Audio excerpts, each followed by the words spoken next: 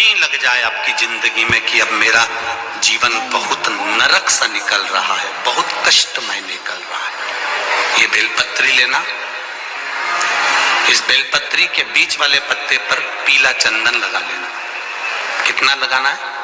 बीच वाला जो पत्ता है उस पर पीला चंदन। जब आपको लगे कि मेरा जीवन बहुत कष्टमय है, अब ये रोग, अब ये कष्ट दूर ही नहीं हो रहा, अब ये आए दिन तकलीफ पर तकलीफ बढ़ती जा रही है, आए दिन रोग बीमारी, पैसा घर में बच नहीं रहा, बहुत कष्टमय जीवन है, इसमें लगाओ पीला चंदन बेलपत्री की बीज पत्ती पर। और बीज पत्ती पर जब चंदन लग जाए, लगने के बाद में ये दोनों पत्ती पर लाल चंदन लगा लीजिए।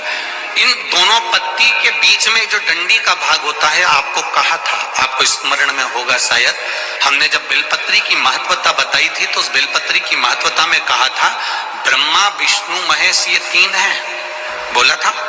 बीच में ये बड़ी पत्ती से लेकर जो दो पत्तियां होती हैं, इनके बीच में जो जगह बचती है, इसमें मां पार्वती के 64 योगनियां, मां पार्वती अपनी पूर्ण सिद्धि के साथ में जितनी भी देवी के स्वरूप हैं, वो माता 64 योगनियां देवी के स्वरूप में यहाँ पर विराजमान होती हैं। दो पत्ती के नीचे से जो डंडी होती है नीचे तक, ये पूरी डंडी में 33 कोटि देवी देवताओं विराजमान होते हैं इस पूरी डंडी के अंदर। तो जो बीच वाली पत्ती है, ये जो बीच वाली पत्ती का जो भाग होता है, इस पत्ती के भाग में शहद का प्रयोग कर कर, यहाँ पीला चंदन, लाल चंदन, लाल चंदन, शहद का प्रयोग कर कर, इसी तरह से पकड़कर ये बेलपत्री की जो डंडी है वो अशुक सुंदरी पर जब आप समर्पित करें तो जहां से जल बहता है उस ओर पर इस पत्ती को चढ़ाकर केवल आपके हृदय की बात कहकर देवाधिदेव महादेव से कोई भी शिव जी का मंत्र, पंचाक्षर नमः शिवाय, षडाक्षर ओम नमः शिवाय, श्री शिवाय नमस्तुभ्यम, या महामृत्युंजय मंत्र, जो शिव का मंत्र हो आपके पास में, उसको बोलते हुए देवाधिदेव महादेव को धीरे धीरे जल की धार चढ़ाना प्रारंभ करो। जल की धार जब पूर्ण होने लगे, उसमें थोड़ा जल बचे, तब अशुक सुंदरी पर जो तुमने बेलपत्र चढ़ाई है वहां उस जलधार को चढ़ा। ये प्रयोग आपको केवल सोमवार की अष्टमी पढ़ने पर ही करना है। कौन से दिन करेंगे? जम के बोलिए जरा। सोमवार की अष्टमी पढ़ने पर यह प्रयोग करें और जल चढ़ाकर बाबा से विनती कर कर उसी बेलपत्र को वापस उठाकर कहीं जलाशय में या किसी पेड़ के नीचे विसर्जन कर दें और एक लोटा जल वहां भी चढ़ा दें। बस निवेदन कर कर आ जाइए, मेरा बाबा 3 माह के अंदर हाथ जरूर पकड़ेगा और आपको दलदल से बाहर निकाल देगा। आते हैं चावल भी वही है जिसको आप हमेशा चढ़ाते हैं, गुलाब की पंखड़ी भी वही है जिसको आप चढ़ाते हैं, जल वही है, गुलाब वही है, पत्ती वही है, बेलपत्र वही है, मंदिर वही है। केवल इसको चढ़ाने के लिए तुम अब सोचते हैं लोग, हम तो कब से जल चढ़ा रहे हैं, हम तो कब से बेलपत्र चढ़ा रहे हैं, हम तो कब से फूल चढ़ा रहे हैं, हम तो कब से चावल चढ़ा रहे हैं। तुम चढ़ा रहे हो, पर अभी तक जो चढ़ा रहे थे, जैसे सास चढ़ा के आती थी ना, वैसे नियम से चढ़ा रहे थे। हमारी तो सास भी आंवले की पूजन करती थी तो हम भी कर रहे हैं। जैसे घर में तुम्हारे भगवान की पूजन सास भी करती थी तो हम भी कर रहे हैं। वो भी 2 अगरबत्ती लगाते थे, हम भी लगा रहे हैं। दुकान जाते हो, सफाई करते हो, 2 अगरबत्ती लगा देते हो। जैसे पहले से चला आ रहा है वही की वही तुम अभी तक कर रहे हो। क्यों? क्योंकि हमारी सास करती थी, हमारे ससुर करते थे, हमारे पिताजी करते थे, हमारी माँ करती थी। जो पहले से करती आई उसका स्मरण तुमको रखा। तुम विश्वास रखकर नहीं कर रहे हो, तुम ये कर रहे हो कि हमारे यहाँ से तो पहले से चले आ रहे हैं, हम तो पहले से करते आ रहे हैं, हम तो पहले से मंदिर जा रहे हैं। ये तुम एक नियम बनाकर कर रहे थे कि हमारे पूर्वज करते आए हैं तो हमको करना है। पर अब तुम जो जल चढ़ा रहे हो, अब तुम जो बेलपत्री चढ़ा रहे हो, अब तुम जो चावल चढ़ा रहे हो, अब तुम जो धतूरा चढ़ा रहे हो, अब तुम जो पुष्प चढ़ा रहे हो, उसको चढ़ाने में तुम्हारा पूर्व का समय भूल गए। अब तुम्हारा विश्वास अंदर से जाग गया कि मैं ये चढ़ाऊंगी तो मेरा महादेव मेरे लिए तत्पर खड़ा।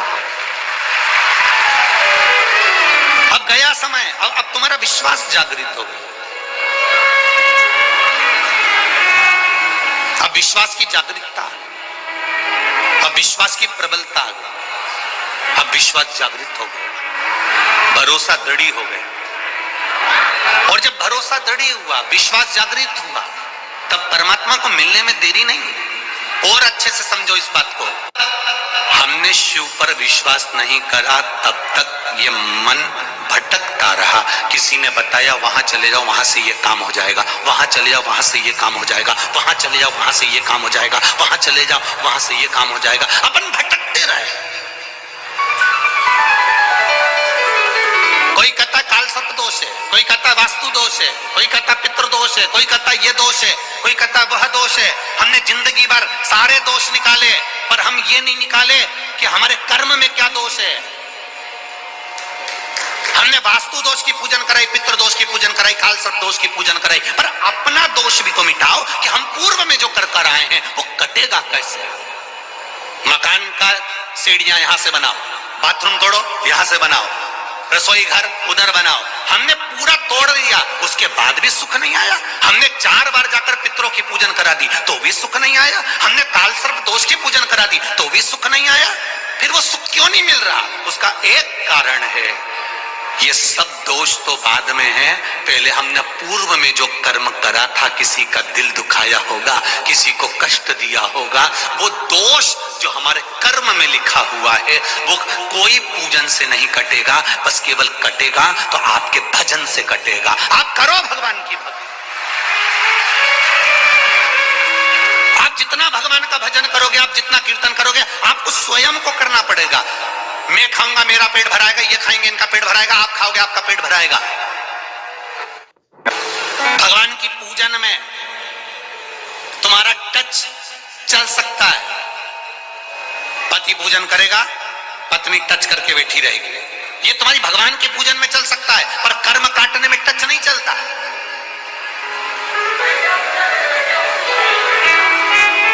कर्म काटने में टच नहीं चलेगा। कर्म काटने में हमें स्वयं को काटना पड़ेगा। जिसको दुख है, जिसको तकलीफ है, वो स्वयं श्री शिवाय नमस्तुभ्यम बोले, वो स्वयं भगवान शंकर को एक लोटा जल चढ़ाए। हाँ, अगर शरीर से नहीं उठ पा रहे हो तब घर में बच्चों से कहो मेरे मंदिर चले जा, थोड़ा सा पानी लिया, शिव जी को चढ़ाकर घर से लेकर जाना, जल शंकर को चढ़ाना, उसी कलश में थोड़ा सा लेकर आ जाना, थोड़ा सा लेकर आना।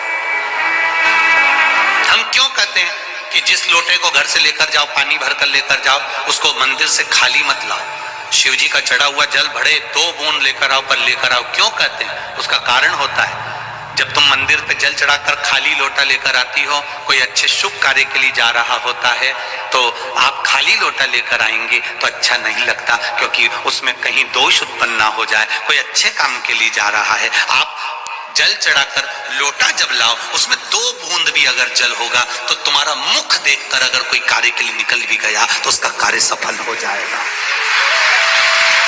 उसका कार्य सफल हो जाएगा। हमारे बुजुर्ग कहते थे भरा हुआ कलश देखा जाता है तो जल चढ़ाकर जब आप आ रहे, इसलिए हम कथा में भी कहते हैं, कोई शंकर जी के मंदिर जाने वाला, शिव जी पे जल चढ़ाने वाला, शंकर को एक बेलपत्र चढ़ाने वाला, शिव तत्व को जानने वाला, शंकर की कथा सुनने वाला, कहीं से निकल कर जा रहा हो, उसका केवल मुख का दर्शन कर कर आप चले जाओ किसी काम के लिए, आपका कार्य वो सफल होकर ही मानेगा। केवल वो शिव के मंदिर से आ रहा था, वो केवल थोड़े दिन की दूल्हा दुल्हन का अकड़ है। पर शिव महापुराण की कथा कहती है, जो शंकर के मंदिर जाता है, शिव के द्वार जाता है, रोज प्रतिदिन शंकर के मंदिर में जाकर एक लोटा जल चढ़ाता है, या उसकी चौखट का दीदार कर कर दर्शन कर कर चला जाता है, वो उसको अकड़ नहीं रहती। वो शंकर का जो भस्म शिव के शरीर पर रहती है, वो भस्म की चमक उसके चेहरे पर जीवन भर रहती है, जीवन।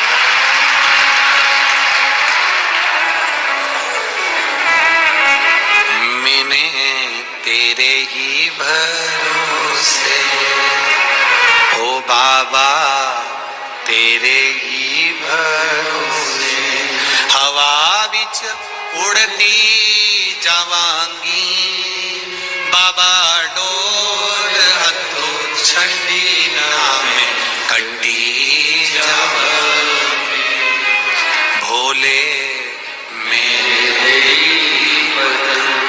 शंभु मेरे बिच उड़ती जावांगी, बाबा डोर हथों छड़ी ना मैं कट्टी जाऊं। भगवान शिव की कथा कर, आपका विश्वास जागृत हुआ है। अब आप पुरातन समय के अनुसार मेरी सास जल चढ़ाती थी वो नहीं, अब आप जल चढ़ा रहे हैं तो उसमें आपका विश्वास है कि मैं शंकर को जल चढ़ाऊंगी, बाबा मेरी सुनेगा। मेरा पिता, मेरा बाबा अभी बैठा है।